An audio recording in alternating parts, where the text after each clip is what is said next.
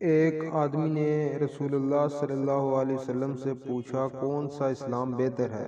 آپ صلی اللہ علیہ وسلم نے فرمایا کہ تو کھانا کھلاؤ اور ہر شخص کو سلام کرے، خواہ اس کو تو جانتا ہو یا نہ جانتا ہو۔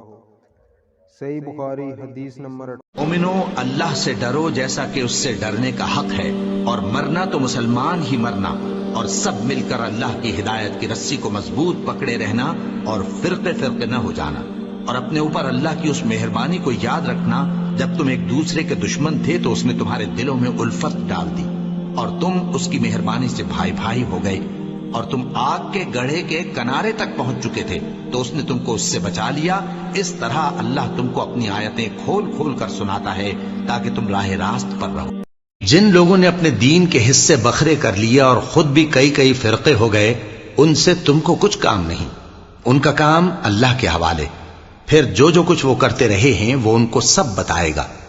جو کوئی اللہ کے حضور نیکی لے کر آئے گا تو اس کو ویسی 10 نیکیاں ملیں گی، اور جو برائی لائے گا تو اسے سزا اس جیسی ہی ملے گی، اور ان پر ظلم نہیں کیا جائے گا۔ کہہ دو کہ مجھے میرے پروردگار نے سیدھا رستہ دکھا دیا ہے، یعنی دین صحیح، طریقہ ابراہیم کا، جو ایک اللہ ہی کے ہو رہے تھے اور مشرکوں میں سے نہ تھے۔ یہ بھی کہہ دو کہ میری نماز اور میری قربانی اور میرا جینا اور میرا مرنا سب اللہ رب العالمین ہی کے لیے ہے، جس کا کوئی شریک نہیں، اور مجھ کو اسی بات کا حکم ملا ہے، اور میں سب سے اول فرما بردار ہوں۔